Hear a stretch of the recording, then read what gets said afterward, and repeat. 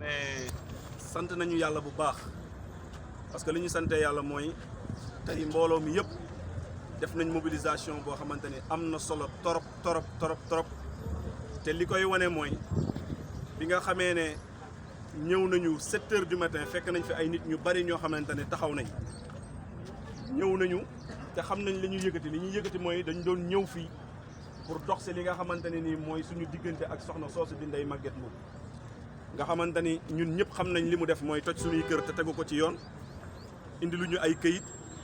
ba pare nañ nag du ngeen ko fi jooyee ñu ne loolu mënta nekk fala budda ñu ñëw fi mbaxane doonee benn ñoom ñi nga xamante ni ñoo yor li nga xamante ni moo jëm ci dëkk bi ci wàllu atte ñu wax suñu diggante ak moom ndax ni muy tojee suñu kër tegu ko ci yoon ndax toj dafa am fu mu war a jaar fi mu war a jaar mooy même su fekkee yaa moom balaa ngaa toj da ngay dem ci yoon jox la autorisation de démolition te loolu amu ko waaye tamit ñi nga xamante ni ñoom la doon dimbandikoo muy waa Descos ñoom tamit ba ñuy ñëw di toj indiwuñu li nga xamante ni moom mooy ay sommation pour wan nit ñi ne dañoo nar a toj seen ay kër lañ fa toj nag xam nañ ko yàgg nañ ko wax ci ay point de presse waaye bii moom bu tey bii dañ leen bëgg a yëgal ne ñëw nañu ànd ak sunu avocat muy maître Baro yéen ñëpp gisandoo ngeen ko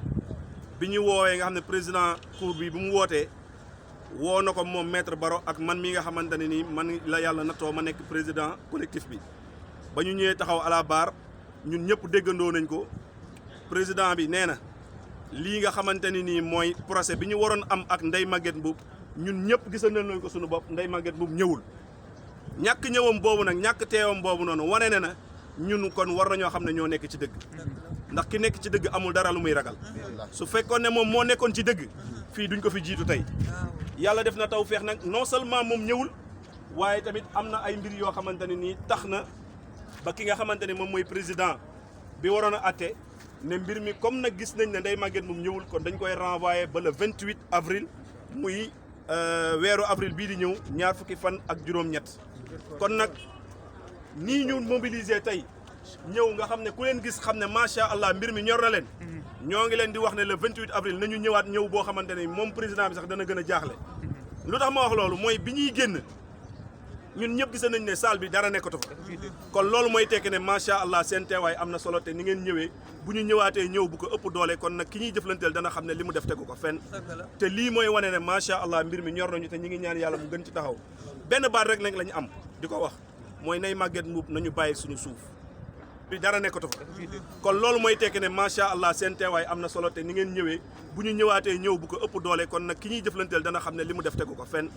te lii mooy wane ne macha allah mbir mi ñor nañu te ñi ngi ñaan yàlla mu gën ci taxaw benn baat rek nag la ñu am di ko wax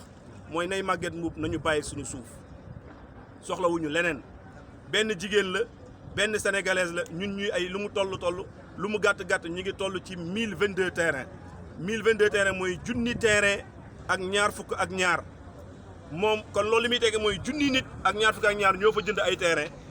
te ñooñu kenn ku ci nekk lu mu gàtt li nekk ci sa ginnaaw bari na kon bu ñu xoolee ñaata nit la Ndeye Maguette Mboup nar a xañ seen wërsëg wala nar a xañ seen yaakaar loolu dana bari lool ci ay sénégalais yoo xam ne Ndeye Maguette Mboup mi ngi nar a salfaañe li nga xam ne mooy seen àq ak seen ay yelleef looloo tax ñu bëgg nguur gi gannaaw bu mu gisee lii mbooloo mi yëpp ngi nii dajaloo waa kër si mbir yëpp ñi ngi nii taxaw waxatuñu ne Ndeye Maguette Mboup dafa bëgg jël sunuy terrain waaye daf ci dem ba bëgg jël li nga xam ne moom mooy sunu titre foncier wu dëkk ndax ñàkk këyit boo xamante ne mën na ko présenter ci wàllu yoon kon nag loolu duñ ko nangu tey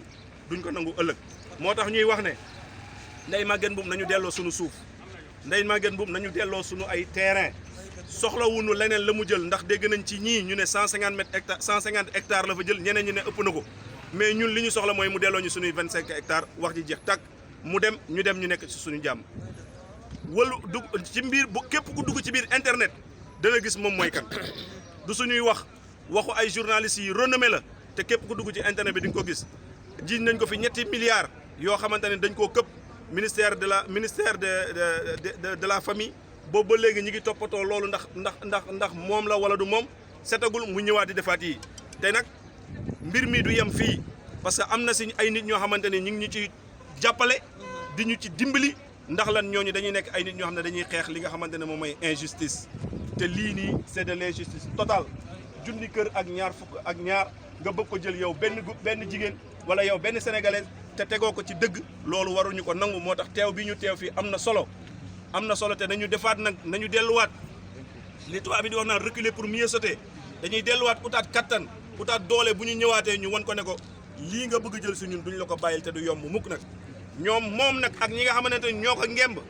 benn yaakaar lañ amoon yaakaaroon nañ ne dañuy dugg kër Simbiri jël suuf si te kenn du ŋàng waaye nag loolu du fi amee loolu du fi amee de du yomb kon nag ñu ngi lay wax ne la nanga ñu delloo suñu alal boo bëggee jàmm am ñu bàyyi la si jàmm parce que ñun moom tooñuñu la amuñoo ak yow benn yitte lu dul nga ne dañoo bëgg nga delloo ñu suñu suuf wasalaamaaleykum wa rahmatullah kon nag ñu bàyyi imam Ba la palais de justice de Dakar. waaw yaay génn nii audience bi moom la ñu indi woon tey procès bi waa collectif bi Simbiri Lac Rose délégué sud donc ñoo ngi nii di jël moom di wax waaw léegi c'est bon. Mais Maguette Mboup se fait la loi elle-même en disant qu'elle-même va venir démolir nos maisons. Donc nous sommes ici donc pour crier notre ras-le-bol envers Ndeye Maguette Mboup et tout ce qui se trouve derrière elle pour l'aider. Donc nous disons non Kër Simbiri dit non à Ndeye Maguette Mboup. C'est une personne non grata à Kër Simbiri. Machallah. Donc, Inch'Allah Rabbi, il y a d'autres alternatives et d'autres démarches qui vont venir. Le combat va continuer et Inch'Allah, on va gagner. Inch'Allah. À part cela, donc nous appelons aux autorités étatiques à statuer dans cette affaire-là le plus rapidement possible. Et nous condamnons fermement la mairie de Bambilor qui a été l'auteur de, comment dirais-je, de ce lotissement-là, alors que jusqu'à présent, ils ne peuvent rien faire sur ce problème-là. Ça, nous le condamnons. Nous condamnons leur neutralité sur ce problème-là. Ils devaient agir depuis lors. Alors qu'ils sont tous courants. Ils sont tous courants. Donc nous leur appelons, Inch'Allah, à venir agir positivement et à faire reculer les Maguette Mboup et pour que nous puissions reprendre nos terres. Inch'Allah. Donc c'est notre combat et nous allons jamais reculer tant qu'elle ne délaisse pas nos terres. Inch'Allah. Donc il y aura d'autres initiatives à faire, Inch'Allah Rabbi. Si Allah nous le permet, nous allons peut-être dans les prochains jours à venir, donc peut-être attaquer les médias, plus attaquer même les médias, pour organiser même des émissions et à parler sur ce problème-là. Ce problème-là doit être résolu, Inch'Allah. La date du procès à France. Donc, le procès a été renvoyé. Le procès a été renvoyé jusqu'au 28 avril. Jusqu'au 28 avril. Et nous avons constaté qu'elle n'est même pas présente. Elle n'est même pas présente, Ndeye Maguette Mboup. Donc, ça montre que, par exemple, elle a déjà reçu un coup, donc Inch'Allah qui va lui faire reculer. Inch'Allah. Parce que si elle était confiante, elle sera présente pour réclamer ses droits. Normalement. Donc nous croyons que Ndeye Maguette Mboup n'a pas de terre à Kër Simbiri. Elle n'a rien là-bas. Elle n'appartient rien là-bas. Donc Inch'Allah, nous demandons qu'Allah nous soutenir. Amin. Et à gagner ce combat. Amin. Inch'Allah. Vive Kër Simbiri. Oui. Vive Délégué Sud. Inch'Allah, nous allons gagner ce combat. Inch'Allah. Inch'Allah. Barakallah.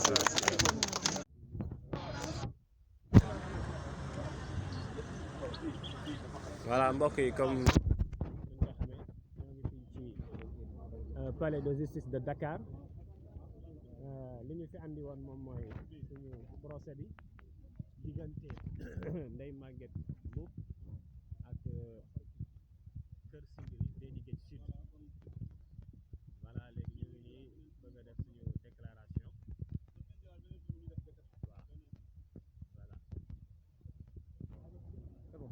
Voilà donc asalaamaaleykum wa rahmatullah. waaw ñoo ngi nii génn salle audience bi Bathiono Mbengue lañ nekkal nii waaw génn nii dañ ko renvoyé incha allah xam naa ba fan yii rek waaw Bathiono Mbengue moo nii suñu diggante dañu renvoyé affaire bi quoi incha allah xam naa ñu ngi ñëwaat quoi incha allah waaw.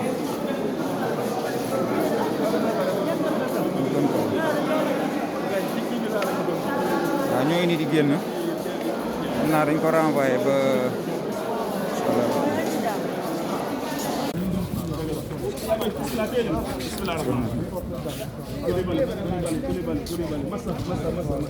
Massa Coulibaly ñi nga am taw feex jàmbaar ba lépp jàmm macha allah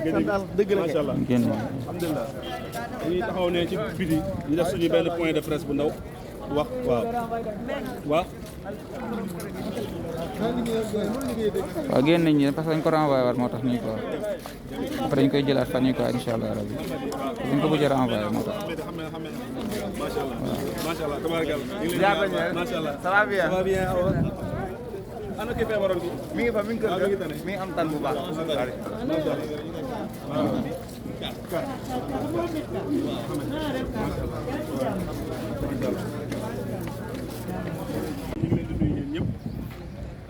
di leen di ziyaara bu baax a baax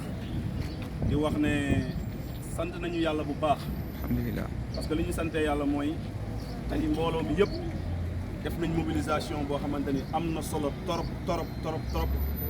te li koy wane mooy bi nga xamee ne ñëw nañu 7 heures du matin fekk nañ fi ay nit ñu bari ñoo xamante ne taxaw nañ ñëw nañu te xam nañ li ñuy yëkkati mooy dañu doon ñëw fii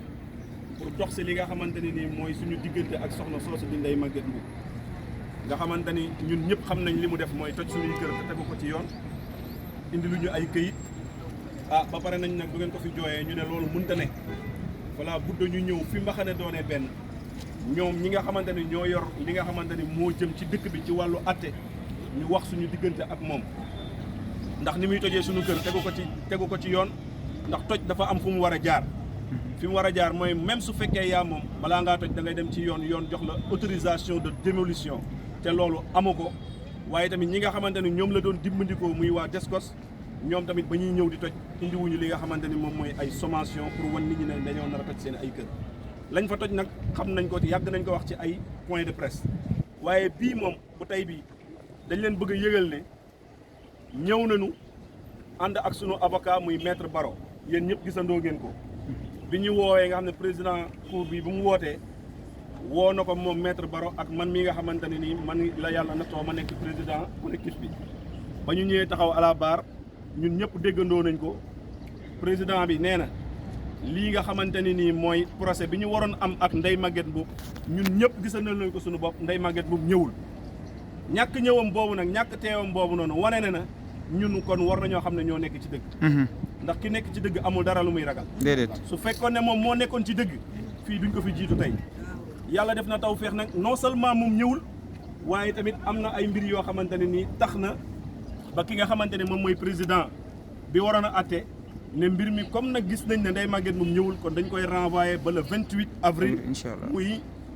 weeru avril bii di ñëw ñaar fukki fan ak juróom-ñett kon nag ñii ñu mobiliser tey ñëw nga xam ne ku leen gis xam ne macha allah mbir mi ñor na leen ñoo ngi leen di wax ne le 28 avril nañu ñëwaat ñëw boo xamante ne moom président bi sax dana gën a jaaxle lu tax ma wax loolu mooy bi ñuy génn ñun ñëpp gis nañ ne salle bi dara nekkatu fa dafa vide kon loolu mooy tekki ne macha allah seen teewaay am na solo te ni ngeen ñëwee bu ñu ñëwaatee ñëw bu ko ëpp doole kon nag ki ñuy jëflanteel dana xam ne li mu def tegu ko fenn te lii mooy wane ne macha allah mbir mi ñor nañu te ñi ngi ñaan yàlla mu gën ci taxaw benn baat rek lañu am di ko wax te salle bi dara nekkatu fa dafa vide kon loolu mooy tekki ne macha allah seen teewaay am na solo te ni ngeen ñëwee bu ñu ñëwaatee ñëw bu ko ëpp doole kon nag ki ñuy jëflanteel dana xam ne li mu def tegu ko fenn te lii mooy wane ne macha allah mbir mi ñor nañu te ñi ngi ñaan yàlla mu gën ci taxaw benn baat rek lañu am di ko wax mooy Ndeye Maguette Mboup nañu bàyyi suñu suuf soxlawuñu leneen benn jigéen la benn sénégalaise la ñun ñuy ay lu mu toll lu mu gàtt ñu ngi toll ci 1022 terrain 1022 terrain mooy junni terrain ak ñaar fukk ak ñaar moom kon loolu li muy tekki mooy junni nit ak ñaar fukk ak ñaar ñoo fa jënd ay terrain te ñooñu kenn ku ci nekk lu mu gàtt li nekk ci sa ginnaaw bari na kon bu ñu xoolee ñaata nit la Ndeye Maguette Mboup nar a xañ seen wërsëg wala nar a xañ seen yaakaar loolu dana bari lool ci ay sénégalais yoo xam ne Ndeye Maguette Mboup mi ngi nar a salfaañe li nga xam ne mooy seen àq ak seen ay yelleef looloo tax ñu bëgg nguur gi gannaaw bu mu gisee lii mbooloo mi yëpp a ngi nii dajaloo waa kër si mbir yëpp ñi ngi nii taxaw waxatuñu ne Ndeye Maguette Mboup dafa bëgg jël sunuy terrain waaye daf ci dem ba bëgg jël li nga xam ne moom mooy sunu titre foncier wu dëkk ndax ñàkk këyit boo xamante ni mën na ko présenter ci wàllu yoon kon nag loolu duñ ko nangu tey duñ ko nangu ëllëg moo tax ñuy wax ne Ndeye Maguette Mboup nañu delloo suñu suuf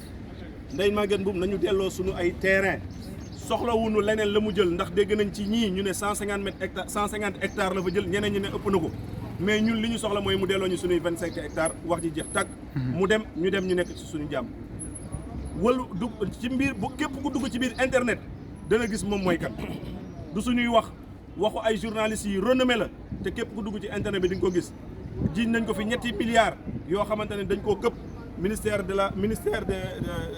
la famille boobu ba léegi ñi ngi toppatoo loolu ndax moom la wala du moom setagul mu ñëwaat di defaat yi te nag mbir mi du yem fii parce que am na si ay nit ñoo xamante ne ñu ngi ñu ci jàppale di ñu ci dimbali ndax lan ñooñu dañuy nekk ay nit ñoo xam ne dañuy xeex li nga xamante ne moom mooy injustice te lii nii c'est de l'injustice totale junni kër ak ñaar fukk ak ñaar nga bëgg ko jël yow benn jigéen wala yow benn sénégalaise te tegoo ko ci dëgg loolu waruñu ko nangu moo tax teew bi ñu teew fii am na solo te nañu defaat nag nañu delluwaat 28 incha tubaab bi di wax naan reculer pour mieux sauter dañuy delluwaat utaat kattan utaat doole bu ñu ñëwaatee ñu wan ko ne ko lii nga bëgg a jël si ñun duñ la ko bàyyil te du yomb mukk nag moom nag ak ñi nga xamante ne ñoo ko ngemb benn yaakaar lañ amoon yaakaaroon nañ ne dañuy dugg kër si mbiri jël suuf si te kenn du ŋàng waaye nag loolu du fi amee déedéet du fi amee de du yomb kon nag ñu ngi lay wax ne la nanga ñu delloo suñu alal boo bëggee jàmm am ñu bàyyi la si jàmm parce que ñun moom tooñuñu la amuñoo ak yow benn yitte lu dul nga ne dañoo bëgg nga delloo ñu suñu suuf wasalaamaaleykum wa rahmatullah xam na ñu bàyyi imam Baal moom ñu ngi leen di nuyu ñeen ñëpp di leen di ziyaara bu baax a baax di wax ne sant nañu yàlla bu baax alhamdulilah parce que li ñu sante yàlla mooy tey mbooloo mi yëpp def nañ mobilisation boo xamante ni am na solo torop te li koy wane mooy bi nga xamee ne ñëw nañu 7 heures du matin fekk nañ fi ay nit ñu bari ñoo xamante ne taxaw nañ ñëw nañu te xam nañ li ñuy yëkkati mooy dañu doon ñëw fii pour dox si li nga xamante ne nii mooy suñu diggante ak soxna soosu di Ndeye Maguette Mboup nga xamante ni ñun ñëpp xam nañ li mu def mooy toj suñuy kër te tegu ko ci yoon indi lu ñu ay këyit ba pare nañ nag bu ngeen ko fi jooyee ñu ne loolu mënta ne voilà budda ñu ñëw fi mbaxane doonee benn ñoom ñi nga xamante ni ñoo yor li nga xamante ni moo jëm ci dëkk bi ci wàllu atte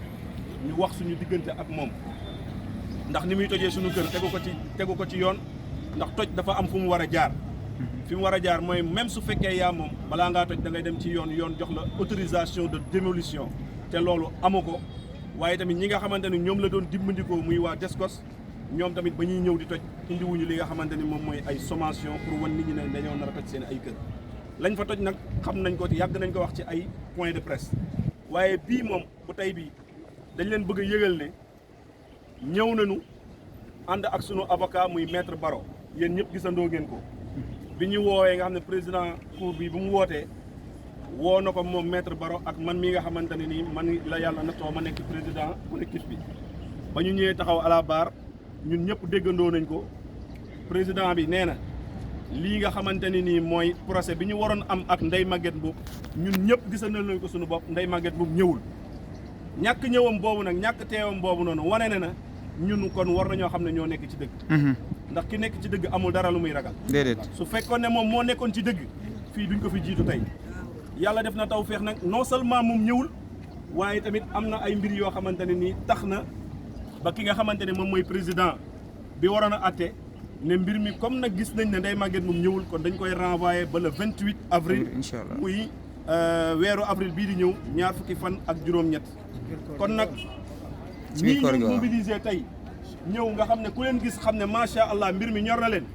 ñoo ngi leen di wax ne le 28 avril nañu ñëwaat ñëw boo xamante ne moom président bi sax dana gën a jaaxle lu tax ma wax loolu mooy bi ñuy génn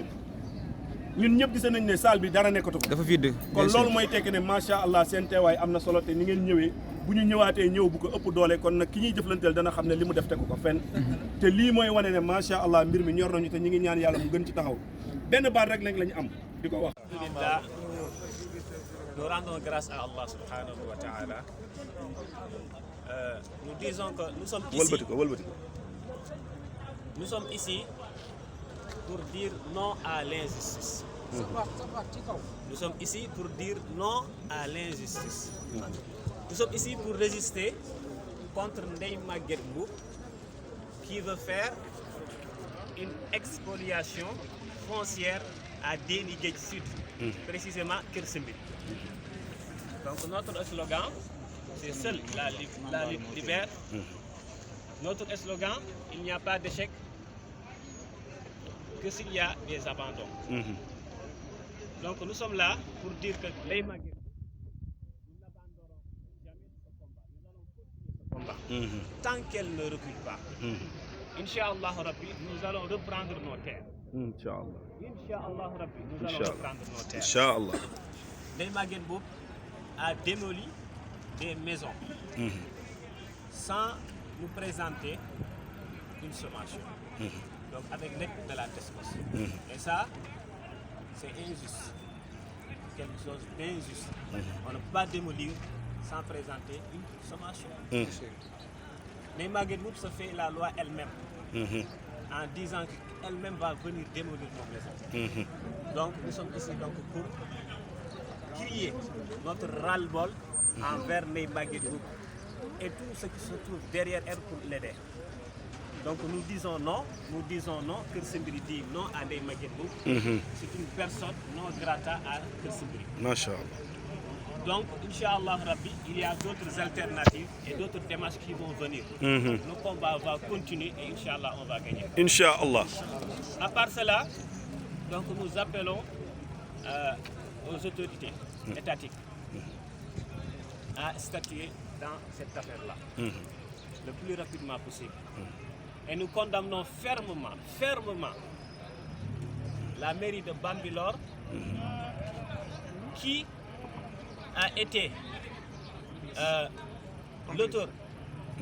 de ce lotissement-là, alors que jusqu'à présent, ils ne peuvent rien faire sur ce problème-là. Ça, nous le condamnons. Nous condamnons leur neutralité sur ces problèmes-là. Ils devaient agir depuis lors. Alors qu'ils sont tous courants. Ils sont tous courants. Donc nous leur appelons, Inch'Allah, à venir agir positivement et à faire reculer les Maguette Mboup et pour que nous puissions reprendre nos terres.